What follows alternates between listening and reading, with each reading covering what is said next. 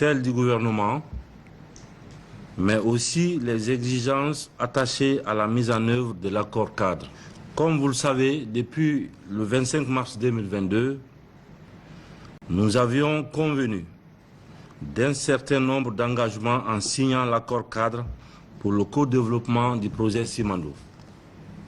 Après 3 mois, il est nécessaire que nous évaluions le chemin parcouru pour qu'ensemble, en tant que partenaires, nous puissions mettre en œuvre dans toute sa plénitude notre accord cadre. Depuis, nous constatons un décalage entre votre vision de la mise en œuvre des termes de l'accord cadre et nos attentes. Cette situation est non seulement regrettable, mais surtout inacceptable pour l'État guinéen. J'ai créé un comité stratégique placé sous mon autorité et chargé de la mise en œuvre de l'accord cadre. Ce comité est votre interlocuteur dans le suivi du projet Simandou. Pour assister l'État guinéen dans le conseil institutionnel et juridique afin de matérialiser son accord dans les meilleurs délais, un cabinet d'avocats est recruté.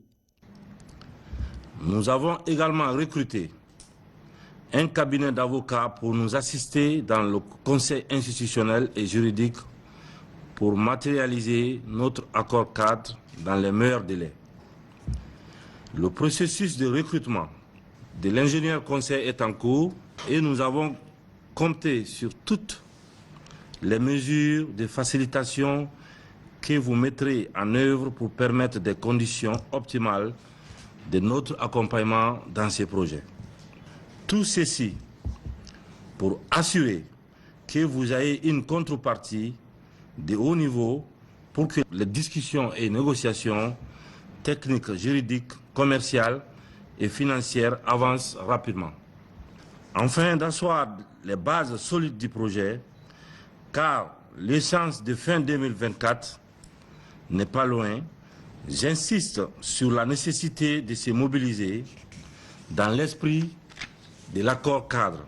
Le projet doit être mené par une co-entreprise qui doit être une société de substance dès le départ, c'est-à-dire dès la phase de construction.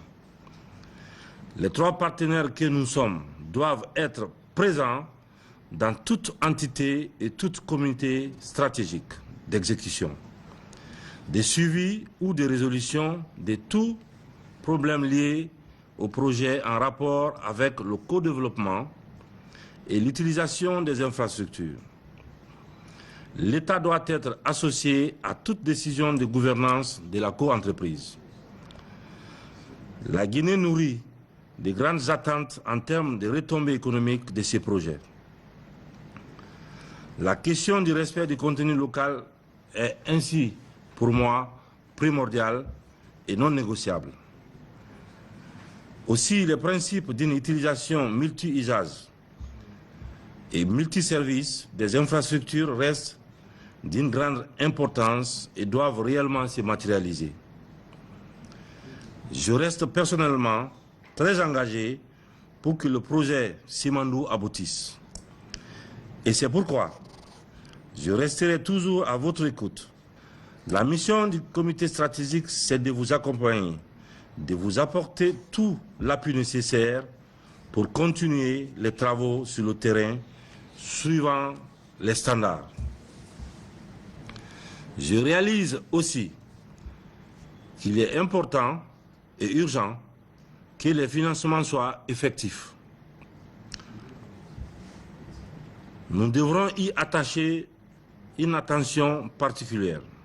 À date, nous sommes accompagnés par un cabinet d'avocats qui est Watson & Farley. La sélection de notre ingénieur conseil et de notre conseiller financier est en cours. Pour avancer efficacement, j'attends la création de la co-entreprise dans un délai de 14 jours conformément au statut de la co-entreprise qui vous a été transmis et qui est en ligne avec ma vision de l'accord cadre Simandou. Et c'est l'objet de mon invitation. Je vous remercie tous d'y avoir répondu et en vous souhaitant bon courage. Je sais que Simandou, c'est un gros projet.